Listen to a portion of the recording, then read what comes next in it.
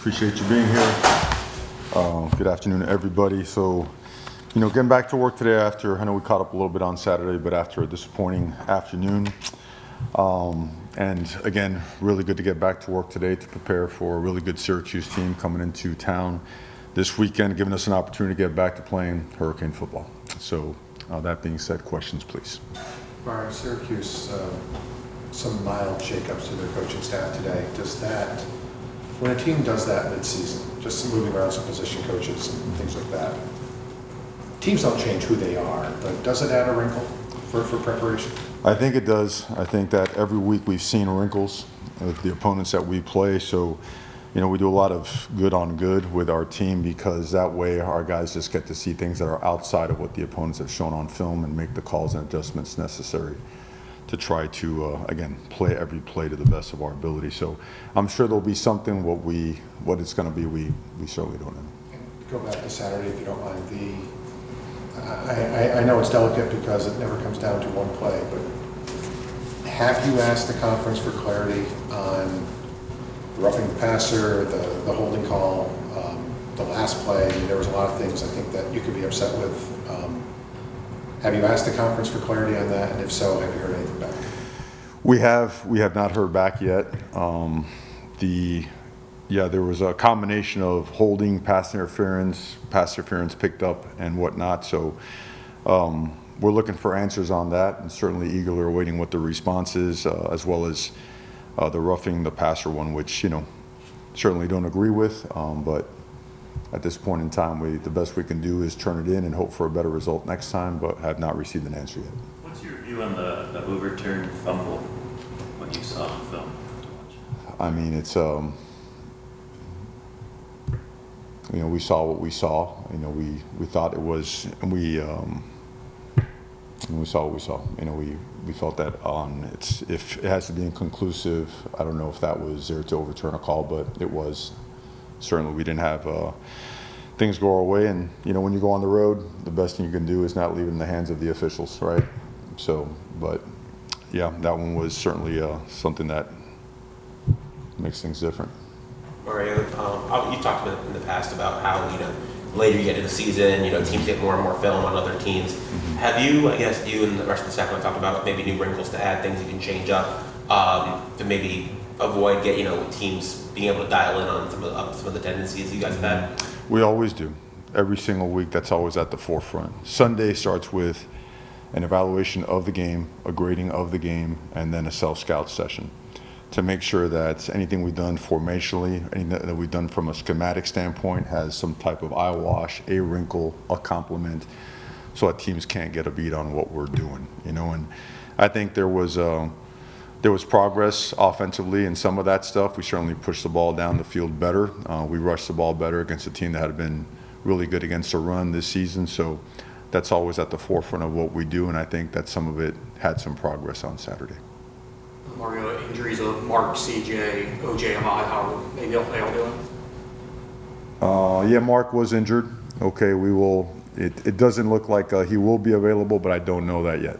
Okay, OJ. You had mentioned OJ. OJ will be out for a couple of weeks. Who was the other one you had mentioned? CJ will be out for a couple of weeks. Ahmad Moten is more, I would put him, I don't know what the categories exactly, I forget, but I would put as one of those 50-50s. Okay, but that's where we are from an injury standpoint as of today. We really felt that those other guys had a chance, and certainly, we hedge on the side of optimism when we get word from the doctors, and when a doctor rules a guy in or out, that's when we go ahead and provide the information. That's where we're at with the information there now.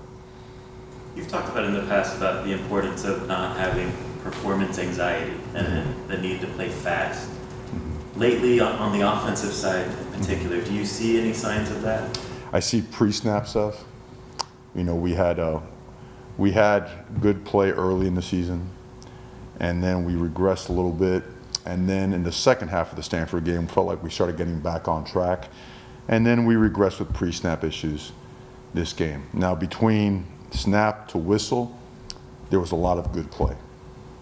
We drove the ball down the field at a good clip. We had more big plays of over 15 yards or so. we piled up a good amount of first downs. We didn't do well in the red zone, and we didn't do well in short yardage. 2 areas where we had been, tops in the conference at. And I think that's where our issues were this game. The drives that we didn't finish were execution related. I think we had 5 drops. We overcame the illegal procedures in terms of sustaining a drive. We didn't overcome the drops, okay? And that's, when I say drops, that's not a player. That's coaching, that's teaching, that's practice. We take that on all of us. So that is a summation of assessing exactly where our drives continued and where they stopped. Time of possession was good. Number of first downs were good. Third down was almost at 50%. We didn't finish drives. And that's certainly where the margin, we didn't get it to go in our favor. It's the, I guess just the best way to ask would be the mood. I'm sure guys are down and disappointed, obviously, but there's a game in 5 days too, and there are still some opportunities, probably even most opportunities that you set out in front of this team. What is the mindset right now? How do you balance both the need to clean up a lot and improve versus not losing sight of the fact that there's still a great deal to play for this group? Yeah, very professional approach today. I mean, we have, at the end of the day, we have good people. We have hardworking people, people that have a high care factor. And also people that recognize opportunity and know that the college football landscape and this thing down the stretch is as unpredictable as it gets. And that we will be one of a dozen or so teams that will have an opportunity, if you take care of business, to continue to push into the postseason. Now, all that is great, but I think we all understand that we have to take care of number one, and that's us. We were frustrated, but we're not helpless, if that makes sense. Because all of our answers are in the room. The self-inflicted stuff we can control, and there's a strong commitment to doing so. And you didn't have to wait for players to step up and take charge and demand more of ourselves. And when I say that, I make sure that as a staff, that everything is joined at the hip, that everyone is pouring in to do more and do better by each other and for each other. They know that their best support group is right here in this building. Their biggest fans, their best family, the people that really want to see them succeed are right here in this building. And so they have a strong bond. I have zero doubts that this team wants to get to work and to play really, really good football because we've done it before. We stubbed ourselves right in the toe, and we're ready to go ahead. We're ready to forge forward and get to Saturday. When you watch the tape of the overtime performance on defense, was the effort up to the standard you want? They had a couple of plays that hit well. If you don't get a stop, it's never up to the standard. But certainly, we know we need to do better. Josiah Trader was 4 for 84 in the first quarter. He was the hot hand. One more time. Josiah Trader was 4 for 84 in the first quarter. He was the hot hand, having a day. Then he dropped the ball. Did that attribute to him only receiving one more target for the rest of the game? And if not, what was the reason he only had one more target for the rest of the game? JoJo Trader? Yes. Okay, so JoJo came out, played a really good second drive, right? Had a big touchdown catch, had another big catch, right? Had the one that got away, and there being a turnover and a touchdown for the other team. There's a lot of stuff to be excited about. And then some stuff to correct in terms of why he only had one more target. The coverage dictates where the ball is going to go. I believe he played 58, 59 plays. If I'm not mistaken, you would have the rep count if you can get that to our people here. So he wasn't limited in any other way except that if the defense took something away, then the ball would not find him. Justin Scott and Donta Simpson getting some extra playing time with Ahmad out last week. Just how do you feel about those 2 younger guys taking advantage of programs? Progress, I think a lot like JoJo. You saw some things that you get you really excited, and then you also see the opportunities of areas of improvement. Young players, talented players, that position requires a ton of just being callous, right? Being tough, being gritty. And those are the areas that I think those 2 guys will continue to improve in. But I think overall, them getting in there and giving us quality snaps certainly it eased some of the brunt of not having Ahmad in there. Ahmad has been playing at a high level. He had. And the combination of him and David Blay have been a big reason why we have been so good against the run. So we're going to continue working with those guys, as well as Dalen Russell, who has shown a lot of improvement, and get the very most out of those guys and expect a great future for both of them. Sorry, with the pre-snap penalties, I guess how do you go about, because it's been a problem kind of throughout the year, and I know you've mentioned, teams, simulating cadences or stemming and stuff like that to get you guys to jump.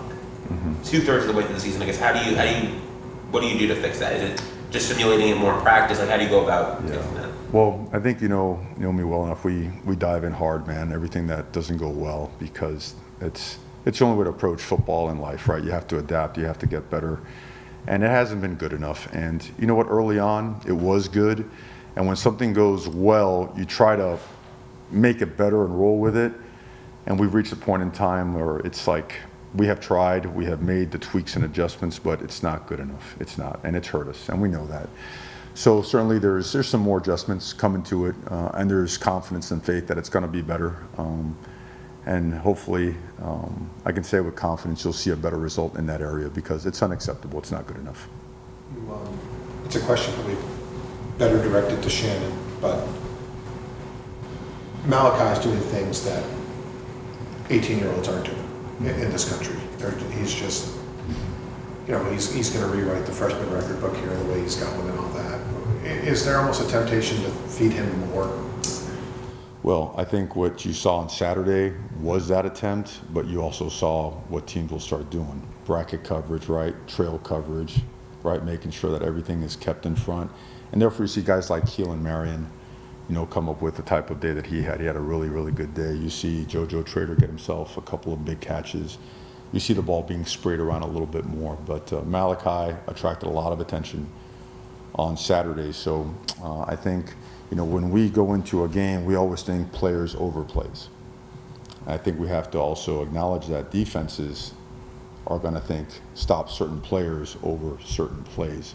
So if you watch us offensively, there's left and right receivers, but there's also receivers lining up in the slot. There's guys lining up in the backfield.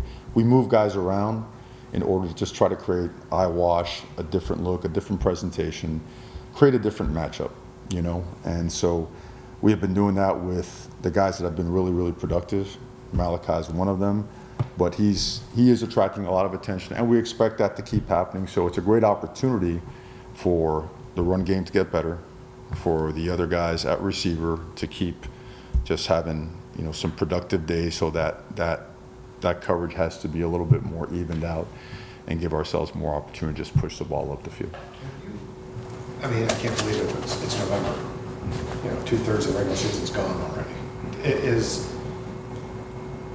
Where's the point where practices change? Where, I know you still doing a lot of the hard stuff, but where's the point where you decel or correct? Well, they change throughout the year. We like to think of it as in terms of, I would say, 3-week cohorts, right? Camp is camp, and you roll from camp into the beginning of the season, and it stays very similar, except there's more opponent work involved. And then after game 3, then you start really tweaking Monday to take some off of the legs. And so you have a more fresh team on Saturday. After week 6, you really start tweaking maybe some of the periods. It could be the group period and some of the block destruction stuff we do. It could be some of the good-on-good stuff we do, right? And then again, after week 9, there's another time where maybe you take a period and make it a walkthrough instead of a full throttle period. So you look at everything involving player load, workload, repetition, the health of the team, and you make sure that you do everything possible to make your team physically stronger, because it will be reflected in the GPS. How hard you could run, how fast you could run, how much of true acceleration and decels you have. And those numbers have come out, they've come back showing a very favorable result. So we're always trying to do that. We're always searching from different teams, both pro and college, what are the tweaks that you make to your roster? What are the tweaks you make to practice schedule as the year goes on? Because nowadays, especially with the roster being locked on what it is, you have to bring in a pro aspect model, because they can bring in a new guy, right? They could access people, bring them in. We can't. You know, they might have 65, but they cycle through about 125 guys a year, right? And 125 healthy bodies. We have 125 to start. At the end, you don't have anywhere near that. So that's the challenge right now. You mentioned the availability of Mark maybe being up in the air.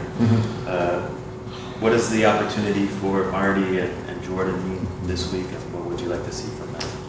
Would like to see us continue to improve in the run game.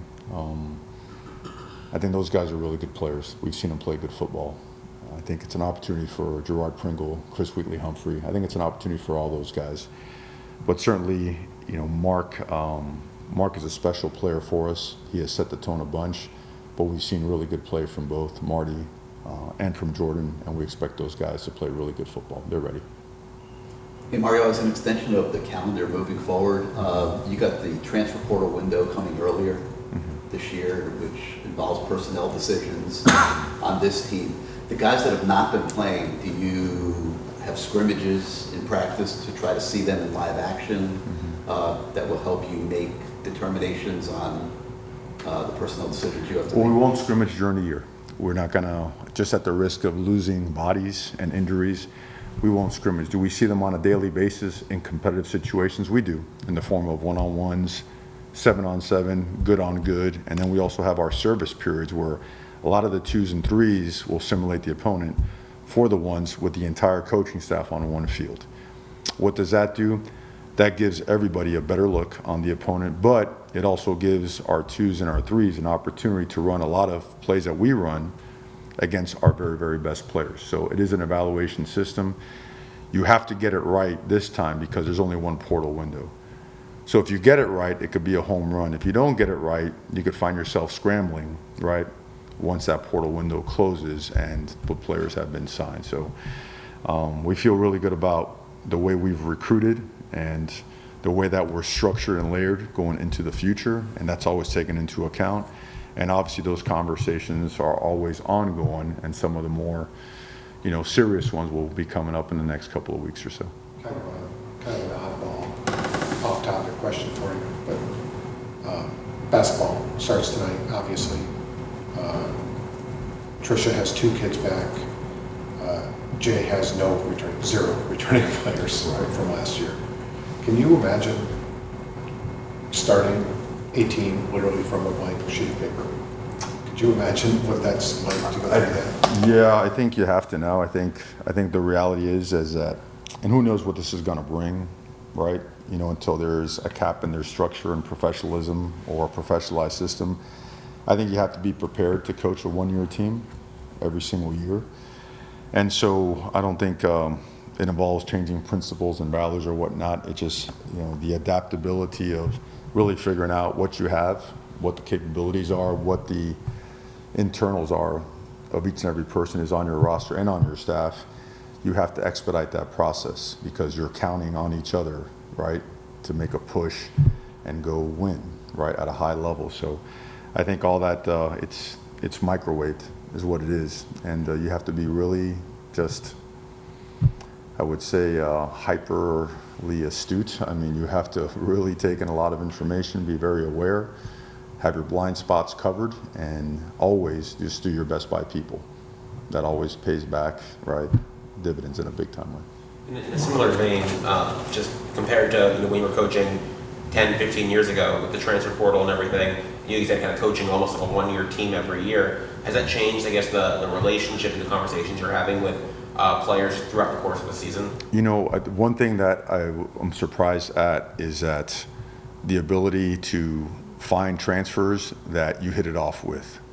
I think it was frightening at first for all coaches, thinking, okay, transfer portal, man, who wants to sign guys that are transferring? And then you quickly find out that, you know, sometimes, you know, change just provides a whole different mindset, mentality, opportunity for someone, and they're really grateful for it. You know, like we're very, very high on the guys that have come in from the transfer portal. I mean, these guys they're really good players, they're really good human beings, they're hard workers, they're competitors, and one of the most important attributes that no one talks about, they're grateful. They're grateful, you know, and that's like the words please and thank you are very important to them. You know, the extent to which a sports science worker and a weight room, coach goes to make sure that their bodies are feeling right, that they're getting extra work on mobility, stretching, nutrition, vitamins, supplementation, whatever it may be. Those are things that maybe they didn't experience in another place. Personal relationships, which we take a deep dive into that, because make no mistake about it, we're very regimented. We are. Structure and discipline. People sometimes mistake the word discipline as harsh punishment, and it is not. Discipline is a way to get everyone to get the best out of themselves by not compromising the principles and values of being a really high impact person. But along with that comes the high level relationships as well. And I think that's what we've seen in this wave of transfers. And I think I went around your question without answering it. I don't know if I did, but it is critical that every ounce of time you could spend with your guys to get to know really why they're here and that they align with the principles of the program is really important. Mario, just in general, just why do you think this team isn't playing its best football this time of year with everything that's on the line? And what needs to change this final month to do so? Yeah, the details have been the big difference. We have lost in the margins of the game, right? The short yardage opportunities that we came up short in. That's everything. That's coaching and playing. Some of the penalties that I've heard are drives, not let us finish our drives. That's coaching and playing. A communication lapse, and these are opportunities that when you're playing conference football, you don't get them back. You don't. Is it a lack of effort? Absolutely not. I think it's very evident this team's always going to fight all the way up to the very end, no matter what. But the margins we were winning in early in the season, in a couple of games this year, we have slipped up on those. Devil's in the details, and we're going to work hard and find a way to get those details back and play Hurricane football and get it done. All right. Anything else, Coach? Great. Thank you, Coach. Okay. Thank you, guys.